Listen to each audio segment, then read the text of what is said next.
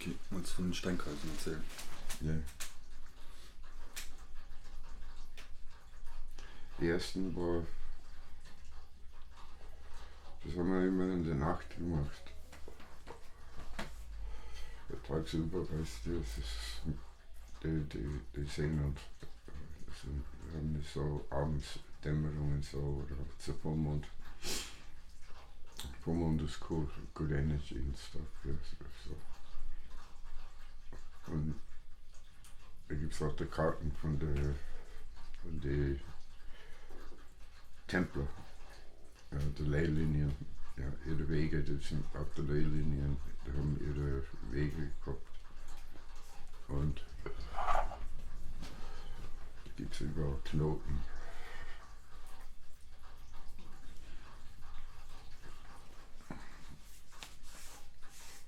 Und manchmal der war 5, 6 Medizinmänner, aber das Durchschnitt das war 13. Von Nord-, Zentral- und Südamerika. Ja, die hier waren in Europa unterwegs. Da waren mehrere. Das Sachen.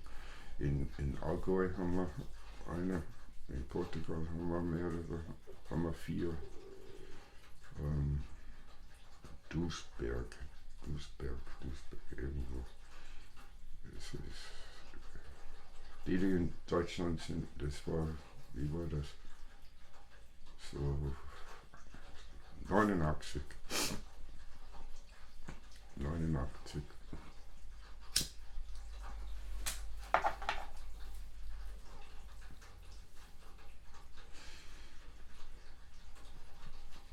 Da habe ich in die Kaserne gearbeitet und wir waren mit einer Musikband unterwegs und so, und es war eine coole Möglichkeit, weil das ist so Transporten, wo ich hinkomme und alles. Und ich sag, okay, und das Ding war organisiert, und so, dann hau ich ab, ein Tag oder so, hau ich ab in der Nacht. Und die Medizinleute haben getroffen, und da war es so 4 bis 6 Medizinmänner und dann Steine in der Erde graben und Kristalle und ein paar Relichten und so. Was für Lichten?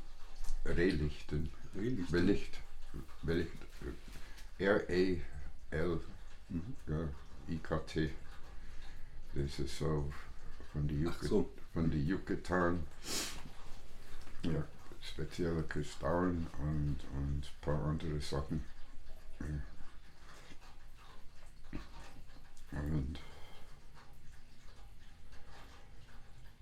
ja, dann 99, das Sonnenfinsternis in 99 war Kittenberger. 97 bin ich auf der Lippen gezogen und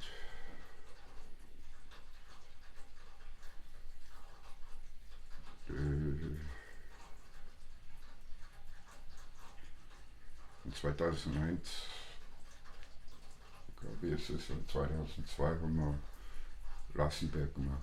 Und das war mit den Adelige. Es war nur Adelige dabei und ein buddhistischer Mönch von Amerika.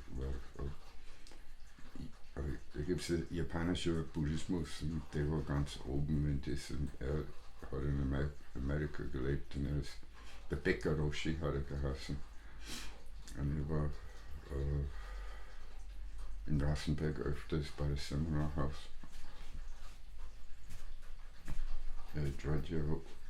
Giorgio war bekannt in der Waldviertel, weil er war einer der ersten, die sozusagen die Hippies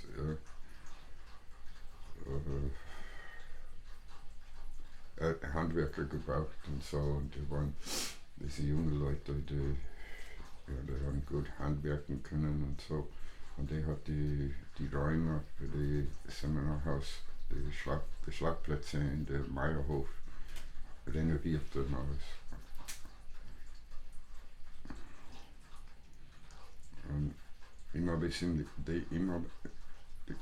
erst getroffen in 92, 92, wenn ich in der Waldviertel war. Alle haben geredet über die verrückte Graf, die das Ding umbaut und die jungen Leute, die schlafen dort, die leben dort und so. Und, ja, wenig bezahlt, aber gutes Handwerk. Ja. Und Meierhof war halt wirklich in einem desolaten Zustand und so. Und das war schön, was die gemacht haben. Also 20 Schlafplätze, 20 so Kleinwohnungen, wirklich Kleinbau. Ja, 20, was mir, ich glaube, es ist 20, ich bin nicht sicher. Nein, 20 ist zu viel. Wurscht. Aber es waren nur 13 und fertig. Und er hat diese Handwerker getroffen und so, es war lustig. Und Giorgio war mit ein paar anderen Projekten unterwegs. Und dann habe ich es irgendwie vergessen. Ja. Und dann waren wir auf der Leppen. Ah, no, wait a minute. Und dann Österreich haben wir 7 Steinkreise gebaut mit der Medizinmänner. 7. Einer davon war in Bad Waltersdorf. Und meine in Tirol, 2 in Kärnten, 3 in der Steiermark. Der Steiermark ist dunkel, wirklich dunkel. Missbrauchsfälle und alles. Das war, der sagt, ja, Steiermark war schlimm. In Wien oben auf die, gibt es noch eine Art Berg, vergessen wie es heißt, Kobinsel. Auf der Kobinsel, da war ein Medizinmann von der Sunnis oder so. Beautiful Painted Arrow hat er geheißen, Josef Real. Und der hat so Klangraum gemacht, der Kiva. Und dann haben wir einen großen Steinkreis gemacht.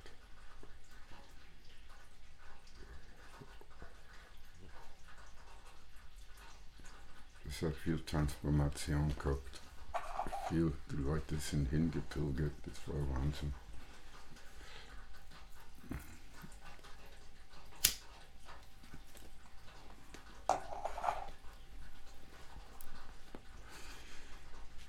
Und da war ich ziemlich stark, es ist kräftemäßig.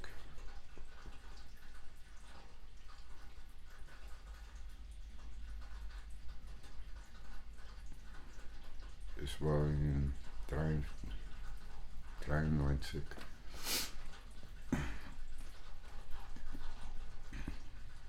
Da war ich oft auf der Kobinsel und hat mit der Josef Sachen gemacht. Und er hat auch einen Klangraum in der Steiermark gehabt. Weil Südsteiermark an der Grenze zu Slowenien. Und da unten habe ich mehrere gemacht. Ich habe mit den Leuten viel gearbeitet. Das war eine sehr schöne Zeit. Der Kunsthandwerksmärkte und so, und ich bin unten in den Kunsthandwerksmärkte und so, und ich habe Freunde unten. Und dann haben wir 3 Steinkreise entlang der Grenze zu Slowenien. Und da war der slowenische Krieg. Das war lustig. Bomben, so ab und zu, da hast du Bomben gehört. Kanonenschüsse oder sowas.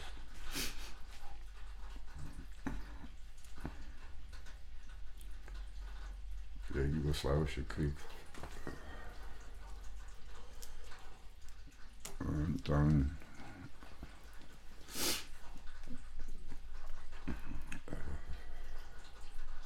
Bad Waltersdorf, Rassenberg, Kippenberger, Rassenberg, Bad Waltersdorf, Bad Pirewald, der Leppen, in der Steiermark, Maskenkreis, noch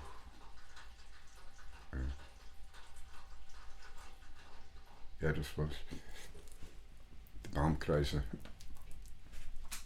Und Baumkreise, die wirken ziemlich stark.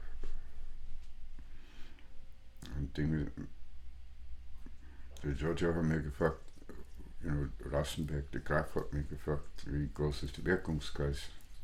Und ich sagte, das werdet ihr wohl sehen. Und ich sage, sicher zu St. Pölten und so. Und dann habe ich die Hanne kennengelernt, so 30, 20 Jahre später.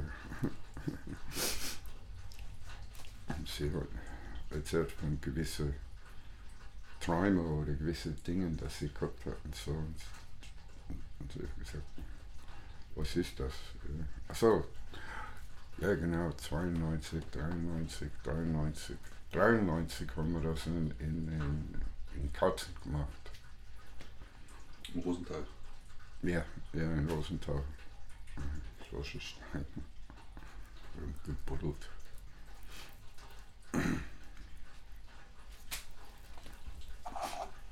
In der Mitte.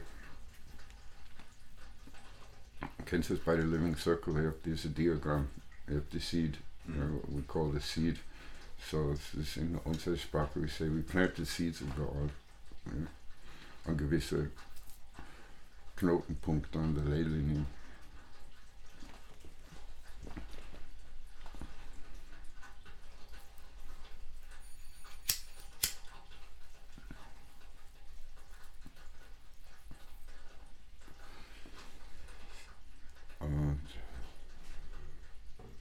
Lustig war es in Bad Waltersdorf, weil wir haben das Steinkreis gemacht und so. Diese Gruppe von Locals, das ist so seminartechnisch oder sowas. Das ist mit der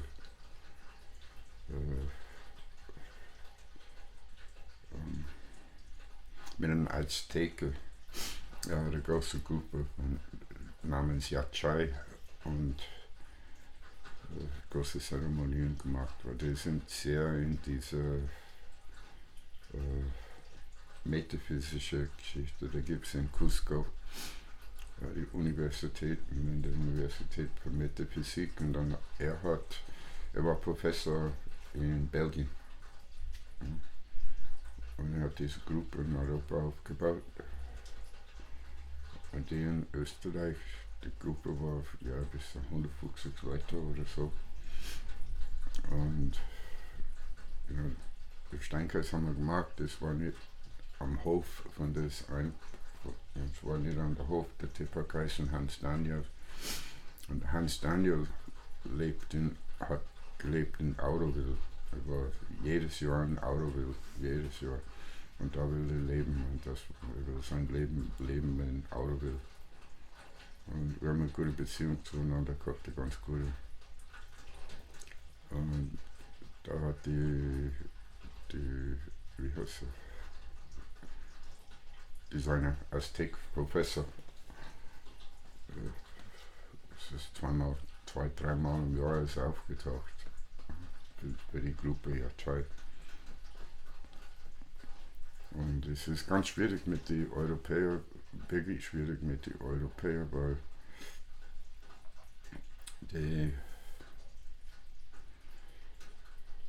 lass mal so sagen, das war der Anfang, wo wir das satt im Kopf mit der indigenen Europa gestartet haben. Ja, und ich war sehr viel unterwegs. Wir haben das Wort indigen nicht benutzen können, weil wir waren auf dieser Pfeil- und Bogengeschichte unterwegs. Das war sehr wirklich klischeehaft. Ja, das war, wie brechen wir diese Klischee? Ja. Und ich war oft mit ORF-Truppen und Karl-May-Stuff, weil ich habe meinen Verkaufsstand und so, und die Karl-May-Festivals haben wir den Stand gehabt, Verkaufsstand. Und we need to Festspiele und Western Clubs und so. Da hast du mit den Leuten, der hat diese Klischee ganz fest. Ja. Und ich sage, wie können wir das brechen? Und das war eine der Sinne, dass ich hier bin. Es ist so, wir müssen diese Klischee echt ändern. Weil so geht es nicht weiter und da war viel Korruption unter den Indianern und so. Es ist die Casino-Leute ganz gierige, dem, wie sagt man das, Full Ego-Ding. Die kommen 3 Monate, verdienen dem und deppert mit ihren Sachen, zahlen kein Steuer, gar nichts. Und ich habe hier permanent gelebt und ich habe die ganzen Aufenthaltsgenehmigungen und so und ich war fix. Und die anderen, die sind Touristenvisa, die kommen 3 Monate, gegen einen Flug bezahlt oder so. Aber das war's. Ja. Und er hat alle viel getrunken und viel. Die waren eine perfekte Klischee, perfekt. Die meisten waren entweder Navajo oder Lakotas, ja, Künstler und Statisten für die Karl-May-Sachen und so, oder irgendwelche Statistenort bei den Western Clubs. No Name City, wo einer davon ist in Menschen. Das ist so Western Dörfer, Schalldörfer, ja, mit den Spielen und so. Und das war eine gute Möglichkeit, dass ich abhauen kann und einen Steinkreis bauen kann. Ja. Und wir waren nur eine kleine Gruppe von Ärzten und wir waren auf den Energiepunkten unterwegs. Ja.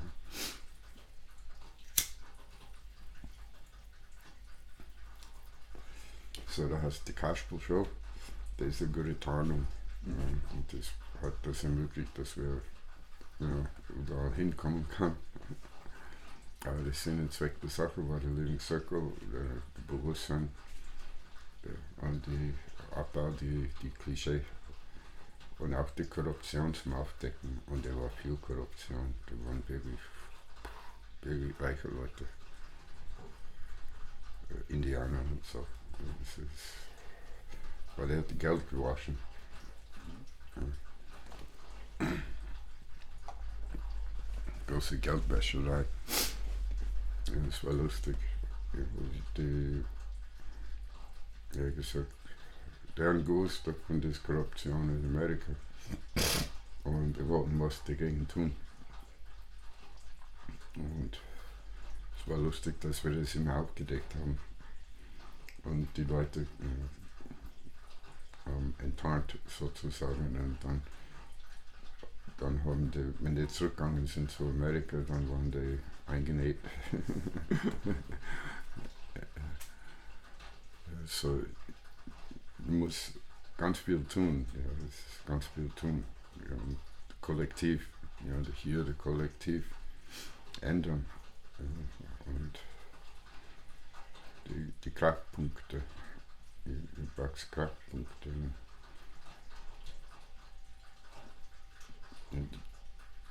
Medizin, es Gruppen von Medizinmännern, die tun nur beten jeden Tag, trommeln jeden Tag für die Transformation von Europa und so, der weiße Schlange und das Ganze ist eine Prophezeiungsgeschichte. Und manchmal ist man nicht ohne. Ja, wir waren, dadurch, dass sie viele enttarnt haben und so, war eher so von den Indianern, bei den Indianern, also immer ein bisschen gefährlich. Ja. Und ja, und da waren Gruppen, die kommen her und dann das einzige Ziel war, mich zu erwischen. Ja. Aber es ist, Bösen vielleicht ist schneller, aber es ist nicht stärker. Ja. Und die Liebe und die Ehrlichkeit ist stärker. Und da waren die Irokesen ziemlich busy in Amerika. Ja, wie können wir die Casino-Leute so verhindern, von nach Europa zu kommen und alles. Und die müssten wissen, wer die sind. Ja, wer sind die? Und ich habe die Veranstalterin alles getroffen und die Veranstalterin war ganz gierig auf das wäre ein Geld. Ja, du brauchst einen Indianer, du brauchst ein Kostüm, weil er zieht viele Leute an. Ich sagte, diese whole bunch of Indianer, die haben Federkleid und alles und so. Und es war nicht ohne. Ja, die Geldwäscherei war groß.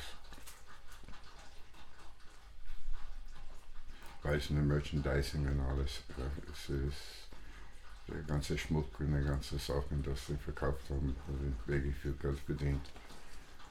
Und da war eine ganz große Indianerbewegung in Europa damals, wirklich groß.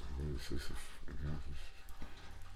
wir haben Tausende von denen kennengelernt. Und diese Leute, wir wollen leben wie die Indianer, wir wollen unsere Wurzeln, wir wollen leben wie die Indianer. Und die haben keine Indianerdörfer. In Tschechien ist es lustig, weil Leute haben in Tipis gelebt, mit Postbox.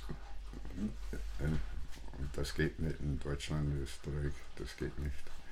Es ist Bauvorschriften und so, du darfst nicht so leben. Du kannst es in einem Campingplatz tun, aber nicht anmelden. Es ist nicht als Meldeplatz. Aber in Tschechien ist es gegangen, Polen ist das gegangen. Es war lustig. Und er trifft die Leute und die sind wirklich ehrlich und immer versucht mehr und mehr verbunden mit der Erde zu leben. Und natürlich habe ich ihm gesagt, mach das so.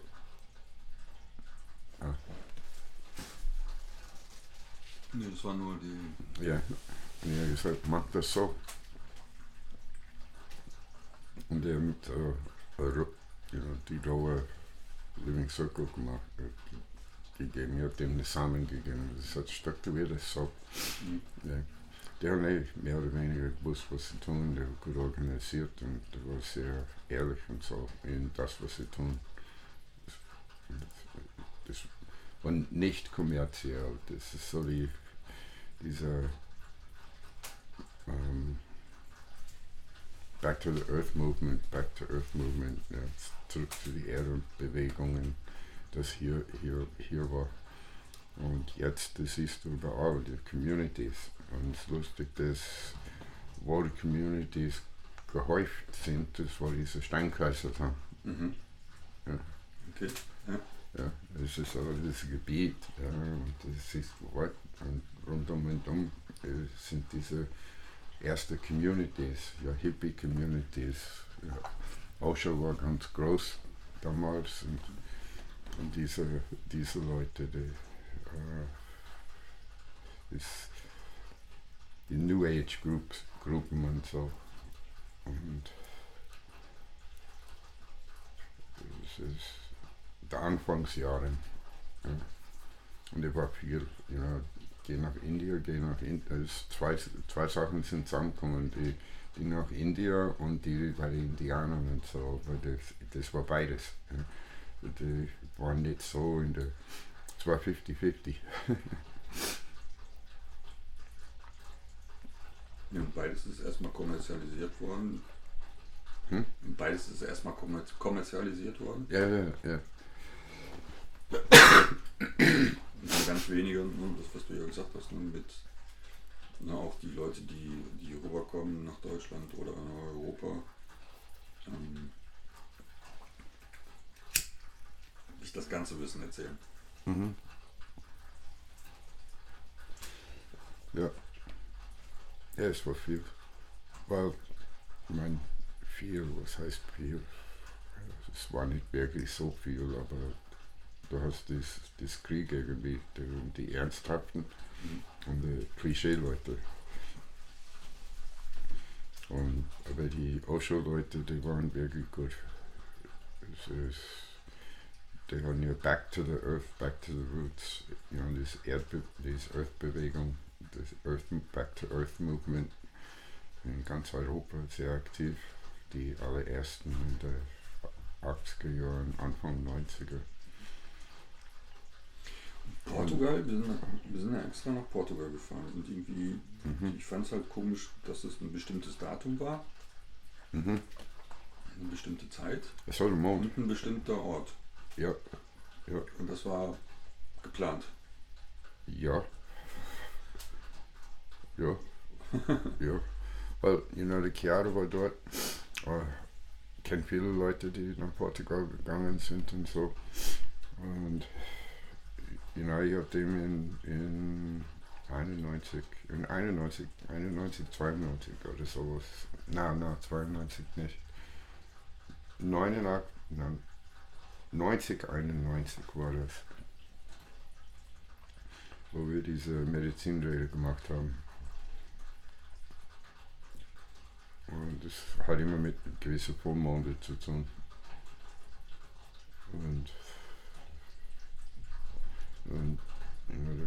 dann ist wirklich losgegangen. Das ist die Pilgergeschichten in Portugal und die Hippies und diese Wanderleute, die Jungen. Weil die haben diese alten Gebäude besiedelt, die haben in Caves gewohnt und alles. Und dann Portugal wollte das ändern. Weil wenn wir da waren, 2 Jahre vorher hat Portugal sich entschieden, etwas zu tun dagegen.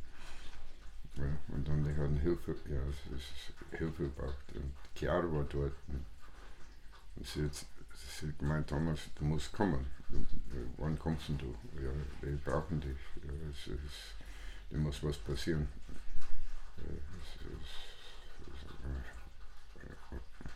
Und dann habe ich auf den Kalender geschaut und ich so, oh, ich muss nach Portugal.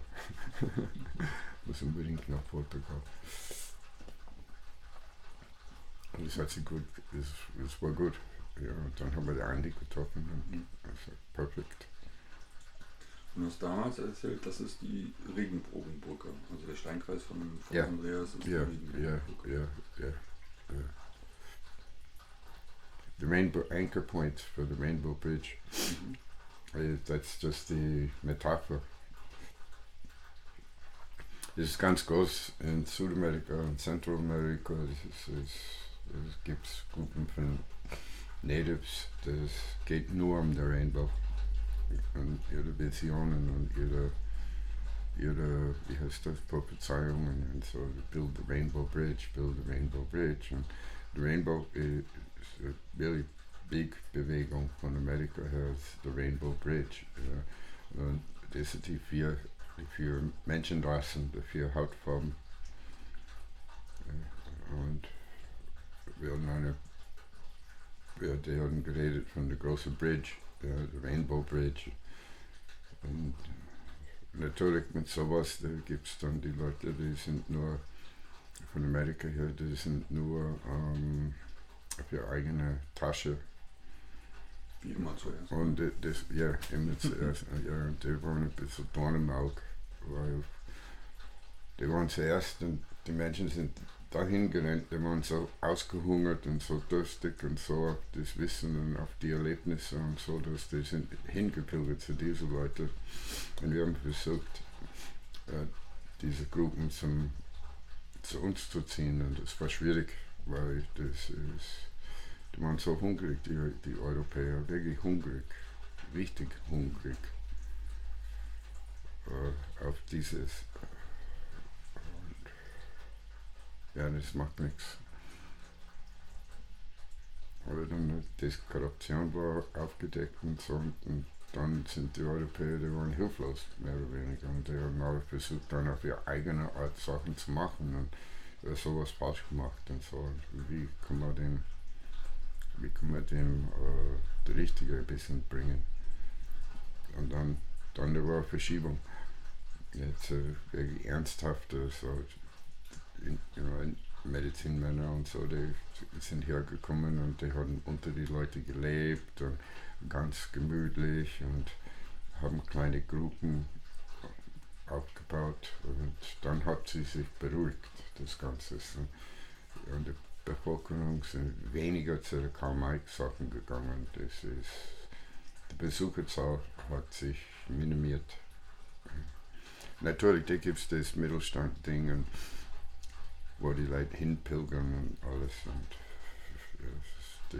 wie heißt das? Indianer Schaudörfer und so, die Leute sind da hingepilgert. Das war eine Garantie. Ja, für die Veranstalter, das war eine Geldgarantie. Tu nur Indianer her und du hast du Gott. Ja, aber die müssen die Kostüme, die müssen die Klischee erfüllen. Und dann haben wir gemerkt, dass weniger Besucherzahl es war kleiner dann. Es hat sich minimiert. Es war nicht so mit den großen Zahlen und alles, so 30.000, 40.000, 60.000 Besucher am Wochenende oder so. Aber diese Western-Dörfer und so, das war, the Wild West Shows, Cowboy Indians, und die Indians waren immer getötet. Ich finde es ja auch noch faszinierend, wie die Europäer sich andere Kulturen aneignen. Aber ihre eigene Kultur. Und ihre eigene Kultur nicht verstehen. Na, der war der Mittelalter, eine der ersten Mittelalter-Ausstellungen war von, wie heißt das? Ludwig von Bayern, der Prinz Ludwig. Und er das Schloss. Und die Franzosen waren gut drauf mit der Mittelaltergeschichte. Die waren ganz gut drin mit der Mittelaltergeschichte, mit der Ritterzeug und so. Und Ludwig von Bayern, der hat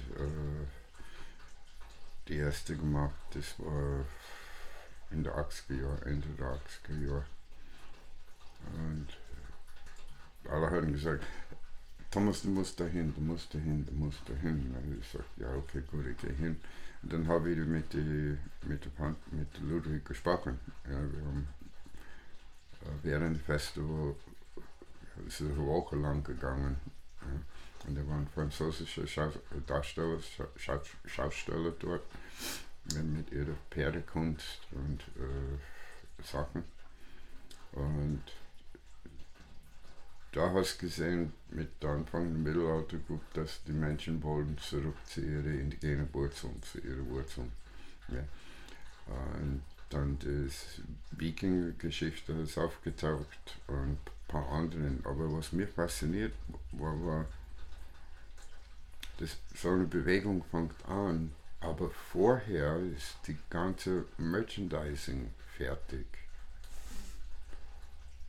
Du hast, also, wie geht das? Ja, das hat mich fasziniert, weil es ist, eine Bewegung beginnt. Ja. Aber bevor die Bewegung beginnt, sind die Firmen und Produktionsstätten für die Schnickschnacks, für die ganze Kleidung, für die Gewand, für die Zelte, für alles. Das war alles aufgesetzt. Da hast bestellen können über Shops und hast Sachen holen können und du hast das alles kaufen können und so. Und das hat mich fasziniert die ganze Zeit. Das ist so, wait a second. Die Bewegung beginnt erst jetzt, ja, physisch. Ja, die Leute und Veranstaltungen, aber vorher war die ganze Merchandising, die ganzen Produkte und so, Musikinstrumente und alles, die ganzen Kleidungsstücke und alles, was mittelalterlich irgendwie repräsentiert. Das war in der Kommerzwelle, in der Wirtschaftswelle voll etabliert und dann hat die Bewegung begonnen. Und wie geht das? Ja, wie geht das? Ja. So, der ist etwas auf der einen Seite, das es unterstützt, ja, diese Movement. Ja. Und das war nur etwas, das mich fasziniert hat. Ja. Das hört sich ja fast so an, als wenn das dann geleitet wird. Also ja, es wird geleitet. Sobald man merkt, irgendwie kommt eine neue Bewegung auf, dass die dann in die richtige Zivilisation geleitet wird. Genau, die Wirtschaft sucht immer neue Wege, neue Sachen und so. Und das ist so, ja, Mittelalter. Da war eine kleine Interesse unter den Menschen und so. Und der Handwerker war wirklich gut, der begann Sachen selber, aber das Ganze ist, du kannst alles kaufen, was du brauchst. Und ich weiß, dass Frankreich war einer der ersten. Ja, Frankreich und England, der war einer der ersten mit diesen Mittelalter-Sachen. Und dann der Ludwig von Bayern, und dann, wenn der Ludwig von Bayern gestartet hat, dann war der Boom, dann ist es geboomt, wirklich geboomt in ganz Deutschland und so. Und in Österreich. Und in Tschechien und in Polen und überall. Und das ist die Veranstaltung ohne Geld. Ja. Und dann die Leute haben angefangen, ihre eigenen Veranstaltungen machen. Ja, und diese kleine Schaudörfer und Lebensstil, ja, die wollen unbedingt leben wie Anno dazu mal. Und das haben die gut gemacht. Ja. Wirtschaft hat das noch gesehen, das ist ein großes Potenzial, und die haben gesagt, ja, machen wir das. Und die Fabriken wir haben Fabriken überall aufgestellt für die Produktion. Ja, diese Yoga an, jetzt die Yoga-Bewegung.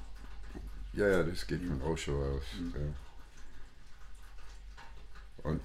Und Gruppen von Nordindien, die Yoga-Clubs, die Yogis. Das ist lustig. Und das Faszinierende mit den Steinkreisen ist ja so eigentlich, wenn sich neue Gruppen bilden und man würde mit wissen, wie mit den Steinkreisen zu arbeiten ist. Ich sag's jetzt einfach mal arbeiten. Oh, das war Krieg. Das war Krieg. Der Architekten- und Touristenverbände und andere Sachen. Die haben begonnen, in die Dörfer diese Steinkreise zu bauen. Ja. Es ist in Österreich, weiß ich, dass sie das initiiert hat, aber das war so wie mit Manfred Stein und so, und die waren die wollen es selber tun. Die haben überhaupt nicht gewusst, was sie tun und was die auslösen. Ja. So, da gibt es Steinkreise, ist nur Deko, und dann gibt es die echten. Ja. Was macht den Unterschied aus? Ja, brauchst du noch hingehen. So, das ist ein Haufen Steine, ja, okay. Ja. Und die Leute gehen nicht hin, das ist nur Deko. Und diese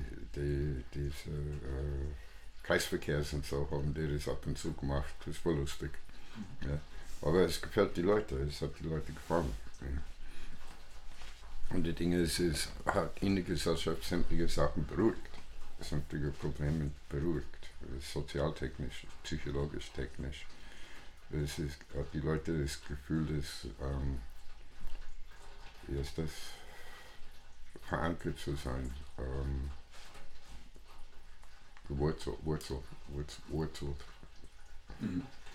verwurzelt, gewurzelt, ich weiß nicht, wie heißt das? Verwurzelt. Ja, verwurzelt. Es hat denen das Gefühl, das verwurzelt zurückgegeben. Das ist gut, das war gut. Ich finde es fast gerade so faszinierend, was mir einfällt, als wir nach Frankreich gefahren sind. Oder durch Frankreich gefahren sind. Durch wie viele Kreisverkehre uns das Navi immer gesagt hat, an der zweiten oder über den Kreisverkehr an der zweiten Ausfahrt. Ja. Und in den letzten Jahren in Deutschland anstatt Ampeln Kreisverkehre eingeführt worden sind. Ja. Auch zur Beruhigung.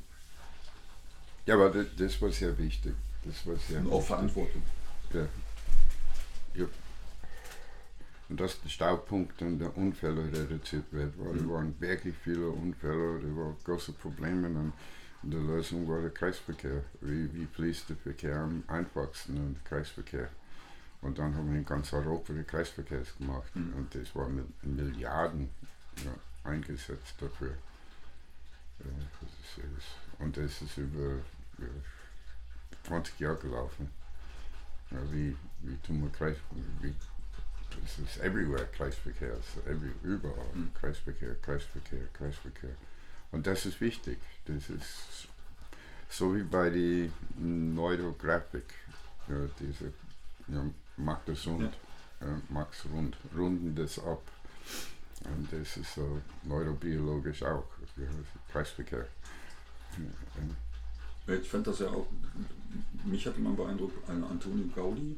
Ich hatte gelesen, dass er irgendwo 7 Jahre sind verschwunden, wo er weg war, und kam dann zurück und baute dann auf einmal natürliche Kirchenhäuser, also das heißt diese natürlichen Formen zurück. Ja. Und das war so ein Punkt meiner Recherche, wo ich dann gedacht habe, wo ist er hingegangen, wo hat er das und was hat ihn verändert, seine Denkweise zu verändern. Ja. Ja. Und das ist halt dieses alte Wissen eigentlich wieder. Ja, weil es ist ein Teil europäischer Heritage. wie hat Europa früher gelebt? Ja, es ist, die Druiden, die Kolonies, die Dörfer, bevor der Katholischen das eingenäht hat. Und das ist eine große Sehnsucht in die Menschen, zurück zu den Wurzeln, back to the roots. Und das war der Name meiner Band, Back to the Roots. Das war mein Message, back to the roots. Und back to the roots everywhere is go back to your roots, go back to your roots. Ja, und das ist, was die Leute gemangelt haben. Die wollen zurück zu ihren Wurzeln. So, die hat überall geschaut. Ja, das Indianer hat die Wurzeln, Indianer, wir machen uns zu Indianer, da haben wir Wurzeln. Und die haben nicht bei ihrer eigenen. Und ja, wir haben Asterix und Obelix gehabt. Ja. Ja. Aber keiner wollte wie Asterix und Obelix leben. Ja. Asterix und Obelix, ja, die Römer und die Kelten, die gälischen Gallier. Diese gewisse Dinge in dem Menschenkopf mit der Primitivität, die wollten nicht primitiv sein, aber sehr viele wollten zurück zu der Primitiven. Du siehst heute, wie wichtig das ist, wo alle reden von dieser Sonnenwinde, Sonnenstürme, die Solargeschichten, macht die Alltagleben. Das Alltagleben wollte ganz viele und das seit 50 Jahren jetzt, seit den 70er Jahren. Und in den 70er Jahren, das Alltagleben war ganz wichtig. Und die Bauernhöfe war ganz günstig zu bekommen und wir haben angefangen kaufen, in den 80er Jahren kaufen, 90er Jahren kaufen. Und dann irgendwo mitten Ende der 90er Jahre sind die Preise für die Höfe explodiert. Aber so wie in Portugal, die kaufte die Ruine, und baut es auf, so war es.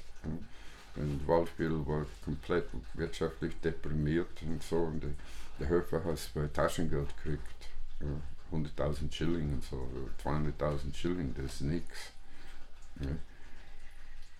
Und dann sind diese Kunsthandwerker, die waren die ersten, die die Kunsthandwerker selbstständig gemacht und haben diesen Höfer von der Pike auf renoviert selber. Und in Österreich, das war ganz stark, aber in Bayern kenne ich ganz viele Gruppen, die so getan haben, und Allgäu und so die Tschechien-Grenzen entlang. Die Grenzen entlang war das sehr häufig, weil die Grenzgebiete sind mehr oder weniger wirtschaftsdepressiv. Nun mal zurück zu den Steinkreisen, also den Deko-Steinkreisen und den richtigen, also mit Wirkkraft.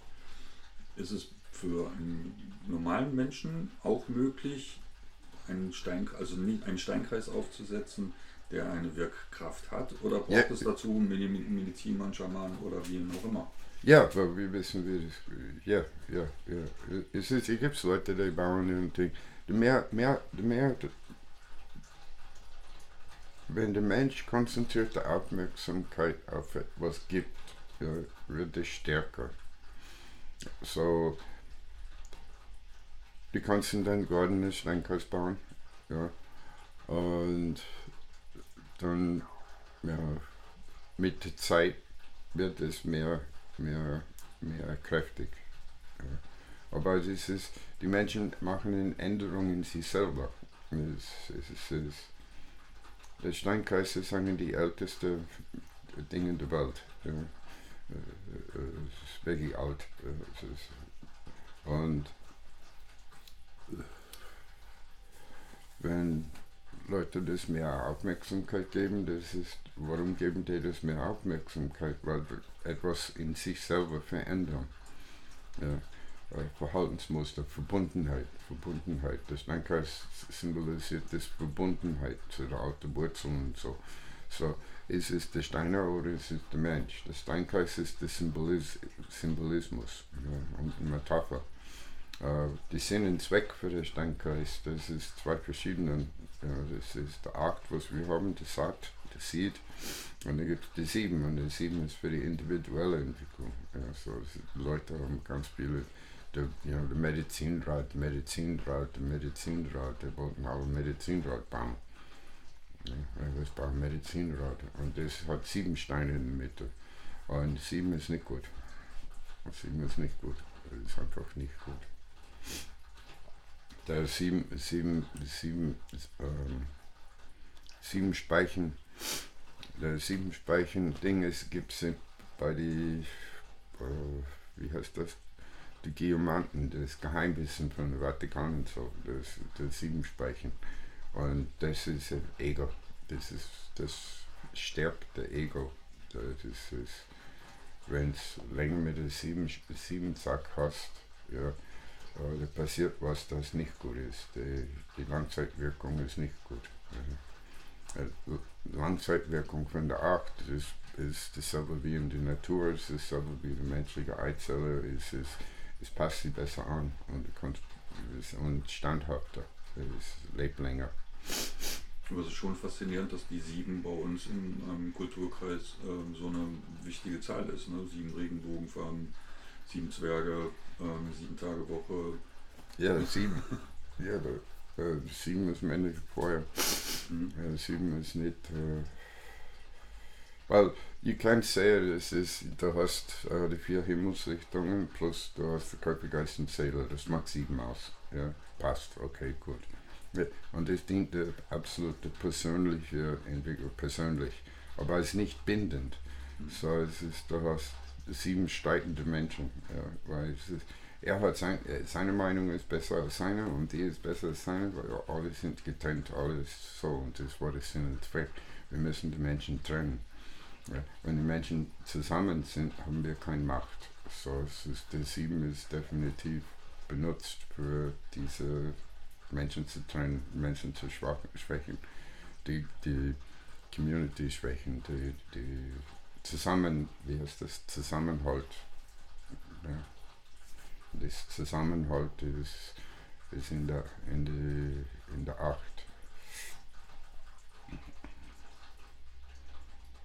Und die alte keltische ist mit 8. Ja, 4, 8, 4, 8, 4, 8. Der keltische Kreis, der germanische Kreis, der slawische Kreis, das ist immer 8.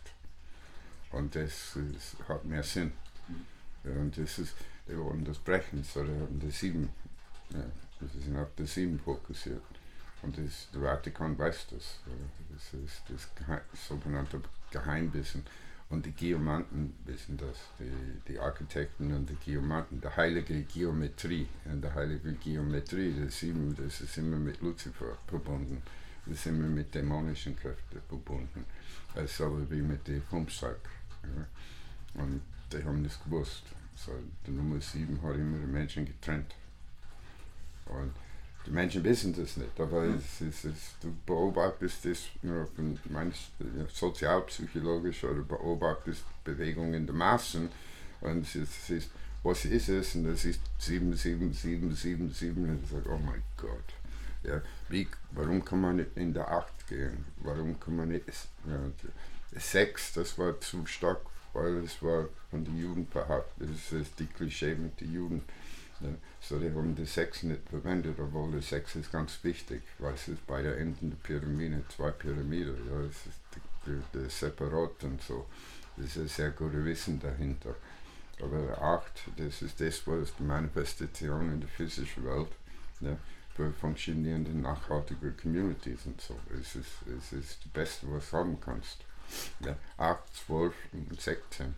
Ja, 8, 12, 16, 24. Ja. Das ist ganz wichtig.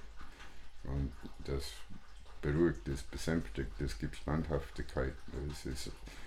Manchmal dauert ein bisschen länger für die Communities, was aufzubauen und so, aber der 8 hat alle beruhigt. Ja, der 8 Medizinrat hat alle beruhigt. Wenn ich unterwegs war, ich habe meinen Medizinrat am Stand gehabt. Ich habe 3 Birkenstämmen und ich hatte eine ganze runde Holzplatte und auf der Holzplatte habe ich wieder Steinkreis gebaut, 64 Steine, ja, Kerzen in der Mitte. Wenn ich heimgegangen bin, das Mitte war Kristall.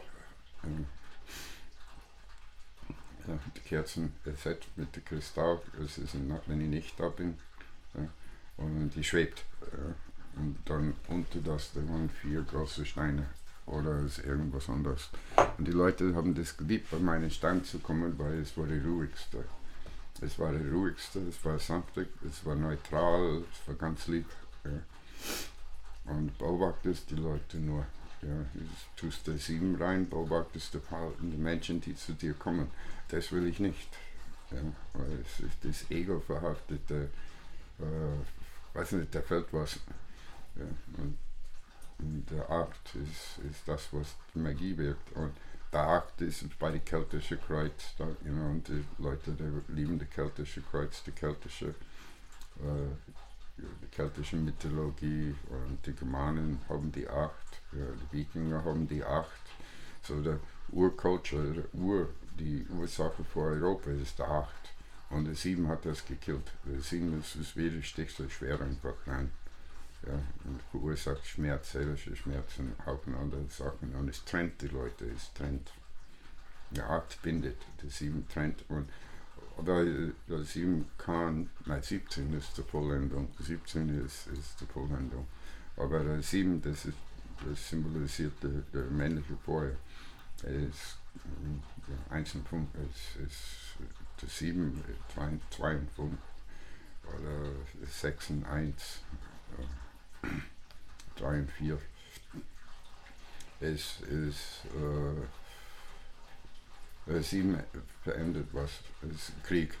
Ja, es wird definitiv unter den Leuten Krieg lösen, weil es ist die gelbe Teil der Flamme.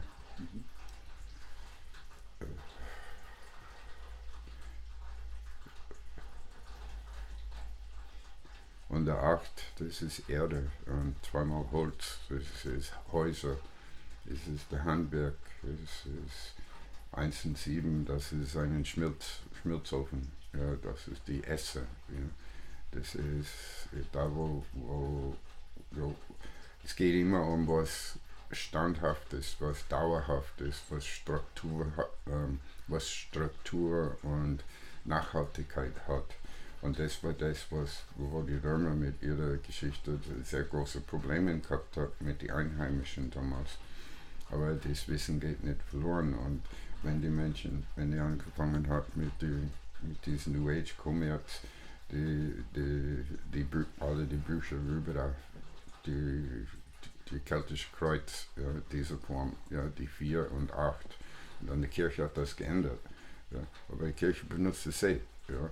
Aber es ist mit der 7 verbunden, und der 7 ist nicht gut. Ja, und 17 ist nicht gut.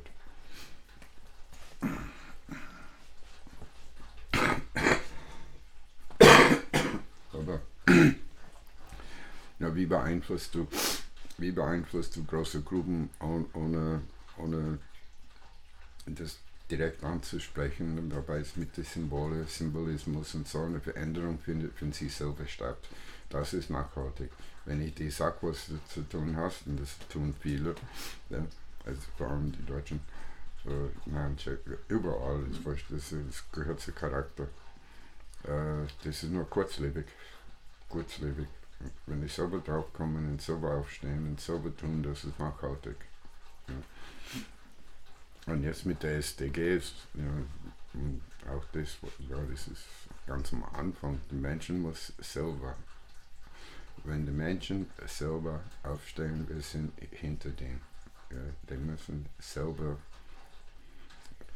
They don't want to be the leaders and always telling the people what to do. Ja, wir sagen die Leute immer, was sie zu tun haben. Das ist genau das Gegenteil zu irgendetwas. Das ist nicht gut, weil die Menschen verlieren ihr Bewusstsein dadurch.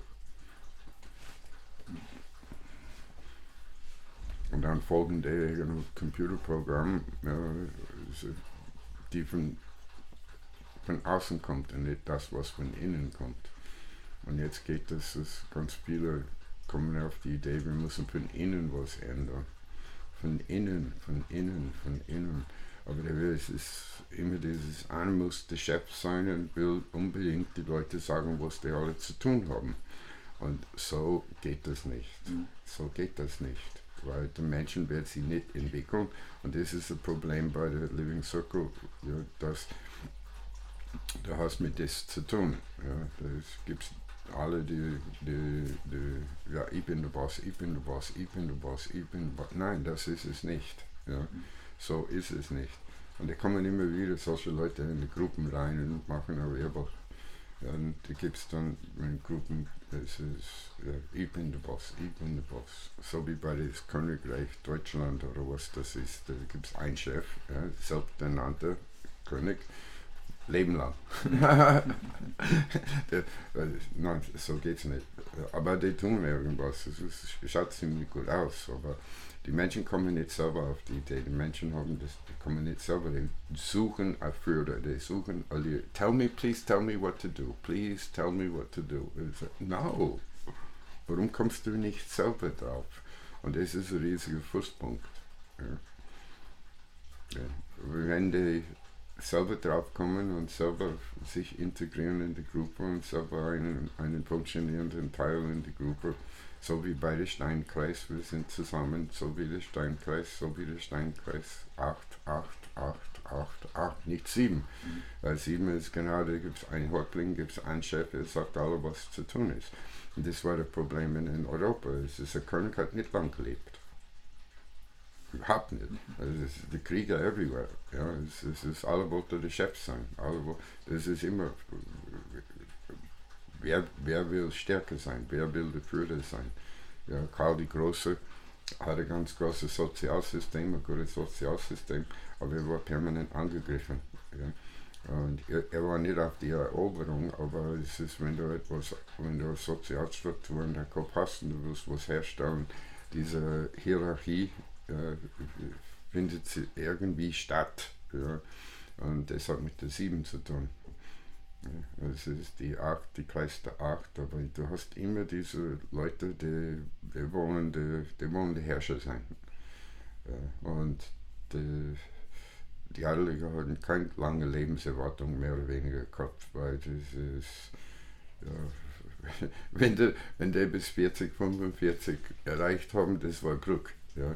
Hier gibt es nur ganz, ganz wenig, die es 70 erreicht haben.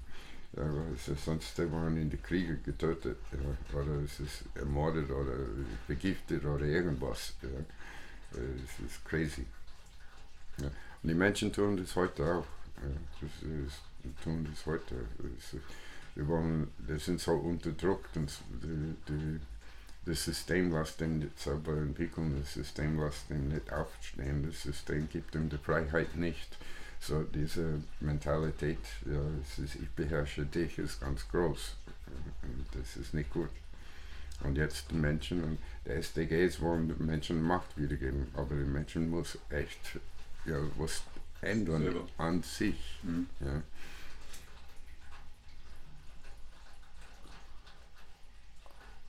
Gutes Schlusswort.